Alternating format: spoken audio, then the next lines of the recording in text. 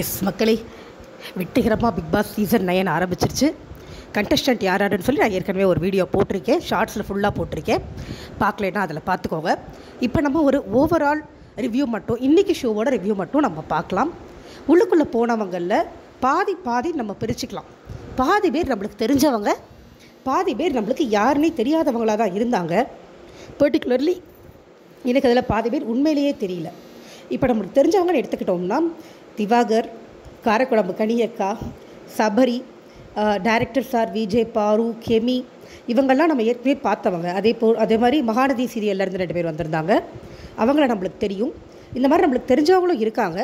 இப்போ நம்மளுக்கு தெரியாதவங்க அப்படின்னு எடுத்துக்கிட்டோம்னா நிறைய பேர் சோஷியல் மீடியாலேருந்து வந்திருக்காங்க. அரோரா, அப்சரா, சுபிக்ஷா, அப்புறம் இன்னும் 2-3 பேர், நிறைய பேர், ரம்யாஜோ, இந்த மாதிரி நிறைய பேர் வந்திருந்தாங்க.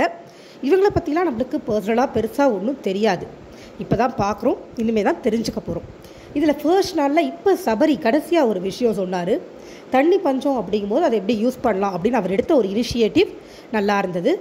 அதே மாதிரி நம்மளுக்கு தெரிஞ்ச இடத்துல கனி உள்ளுக்குள்ளே வந்த உடனே ஒரு விஷயத்தை கவனித்து அந்த டேப் வாட்டர் பற்றி பேசினாங்க.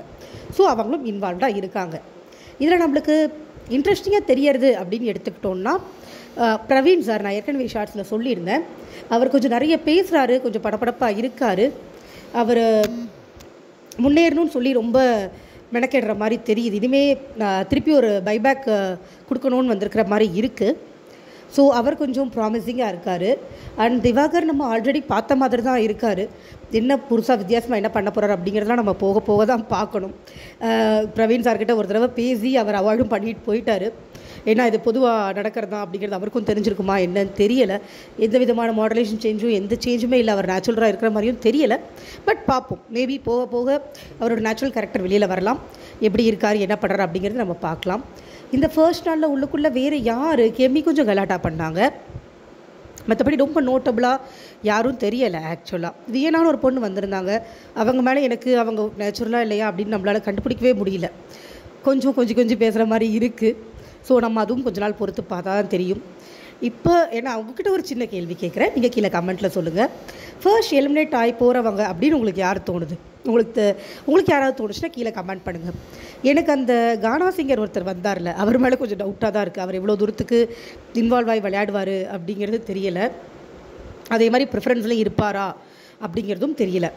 எனக்கு தெரிஞ்சு கண்டிப்பாக இருப்பாங்க அப்படின்னு நம்ம சொல்லணுன்னா பாரு, கனி, திவாகர், இவங்கள மாதிரி ஆளுங்கள்லாம் கண்டிப்பாக உள்ளுக்குள்ளே இருப்பாங்க அப்படின்னு சொல்லி தோணுது.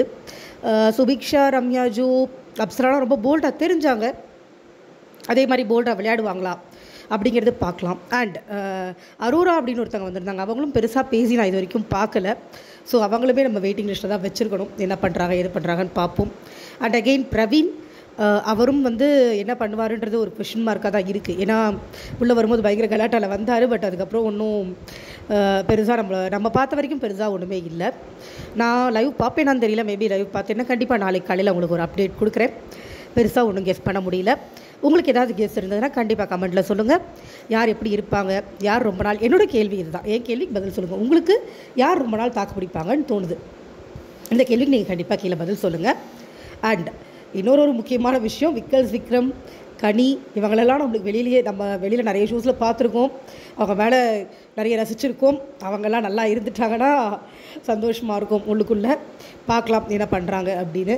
அதே மாதிரி நிறைய கான்ட்ரவர்சிஸ் நடந்தவங்களும் உள்ளே வந்திருக்காங்க. அவங்களும் என்ன பண்ண போகிறாங்க, எப்படி ஷோவை கொண்டு போகிறாங்க, அவங்களோட கான்ட்ரிபியூஷன் எப்படி இருக்க போகுது, இதெல்லாம் நம்ம இனிமேல் வர்ற எபிசோட்ஸில் தான் பார்க்கணும். விஜய் சேதுபதி சாரோட கோட் யார் யாருக்கு பிடிச்சிருந்ததுன்னு சொல்லுங்கள். எனக்கு ரொம்ப பிடிச்சிருந்தது, ரொம்ப வித்தியாசமாக இருந்தது. அண்ட் முக்கியமாக இப்போ உள்ளுக்குள்ளே போனோடனே 2 இடமா பிரிச்சுட்டாங்க. ரெட் அண்ட் ப்ளூன்னு பிரித்து உட்கார வைக்கும் போது எனக்கு என்ன தோணுச்சுன்னா, ரெட்டில் உட்காந்துருந்தவங்க தான் சூப்பர் டிலக்ஸ் போகும் அவங்களாம் நினச்சிக்கிட்டாங்கன்னு எனக்கு தோணுச்சு. ஏன்னா அவங்க ரியாக்ஷன்ஸ் அப்படி தான் இருந்தது. But Bigg Boss as usual ஒரு ட்விஸ்ட்டு கொடுத்து ப்ளூவில் இருக்கிறவங்களுக்கு தான் சூப்பர் டிலக்ஸ்னு சொல்லி உள்ளுக்குள்ளே அனுப்பிச்சு விட்டுட்டாரு. ஸோ எடுத்த உடனே பிரிவினை வந்துருச்சு, தண்ணி இல்லை. இந்த தடவை கொஞ்சம் வித்தியாசமாக போகும் நான் நினைக்கிறேன். உங்களுக்கும் அப்படி தோணுச்சுன்னா ஒரு ஹார்ட் கமெண்ட் பண்ணுங்கள். பாய்.